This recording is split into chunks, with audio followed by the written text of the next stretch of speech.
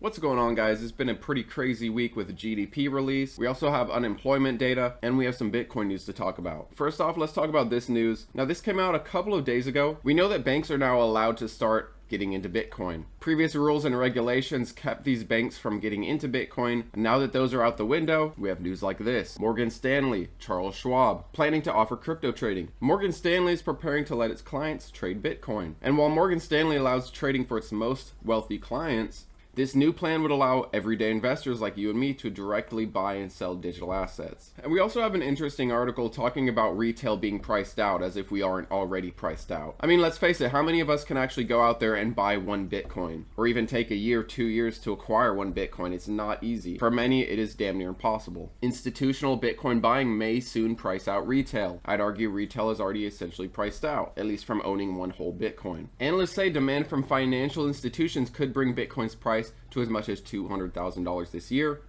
That might be a little overly optimistic if you ask me, but hey, I won't complain. And by 2029, institutional Bitcoin adoption could bring Bitcoin past $1 million. Here's something really interesting. This is basically a global fund manager survey, and there are actually fund managers that see Bitcoin as the hedge against uncertainty, hedge against economic problems. Their preferred asset class in the event of a trade war. Gold is by far the leader, but just to see Bitcoin even at 3% shows how far we have come. And as said by David Seymour, co-founder and CEO of Wave, for Bitcoin, the silver lining is that economic uncertainty has historically accelerated institutional interest in digital assets as a diversification strategy. Now, I want to quickly change the pace here and talk about the economy, talk about some economic data. The other day we did get GDP release and it was negative. We did contract. 2 negative quarters of GDP equals a recession. What do you mean it doesn't equal a recession anymore? What do you mean they changed the terms? Never mind, guys, nothing to see here. We did get non-farm payroll employment as well as unemployment data. Non-farm payroll employment increased by 177,000 in April. Unemployment was unchanged at 4.2%. Here's something interesting though. They've revised some numbers, some past employment numbers. February was revised down by 15,000 from 117,000 to 102. March was revised down by 43,000 from 228 to 185. These combined revisions bring the numbers down 58,000 jobs lower than previously reported.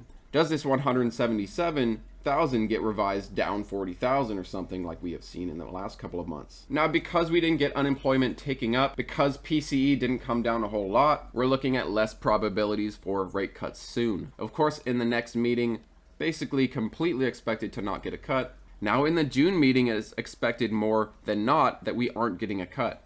And by the time we get to July, this was previously pretty likely to see 2 cuts. Now we're only looking at a likelihood of 1. And by the end of the year, we're still looking at potentially 3 cuts, although these odds have changed quite a bit. If unemployment really starts ticking up, the Fed will be forced to start cutting, start providing some relief to the economy. And we also, of course, want inflation heading in the right direction. For the most part, we have been hovering right around a 2.5 in general between PCE, PPI, and CPI. Not at the Fed's 2% target yet, but slowly getting closer. All right, now we got to talk about Bitcoin on the chart. Bitcoin, sure enough, did finally break over this level, and it's been working its way to this 98,005 that we were talking about. If we get hung up here and can't break free, we're likely to retest this 95,000 area. If we can break over this, next is likely to be the psychological 100,000. Before we broke out to 108, we did get kind of caught up here for a while.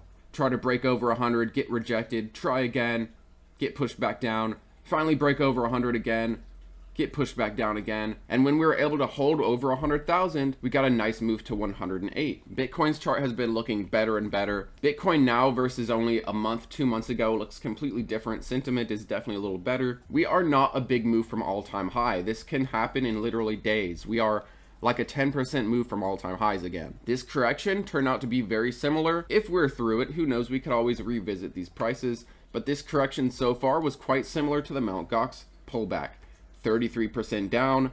This is very close to the same. This is about a 30% down if I remember right. Roughly 31% down depending on where you put the top at. Bitcoin is continuing to get closer and closer to that golden cross. Now, one thing to realize is the Bitcoin miners are about to report earnings. This move isn't going to be accounted for. This is in Q2.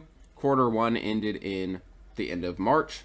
In Q1, Bitcoin did overall lose some price. That will negatively affect the Bitcoin miners. Bitcoin started in Q1 at right around 92,000, and Bitcoin ended Q1 right around 83,000.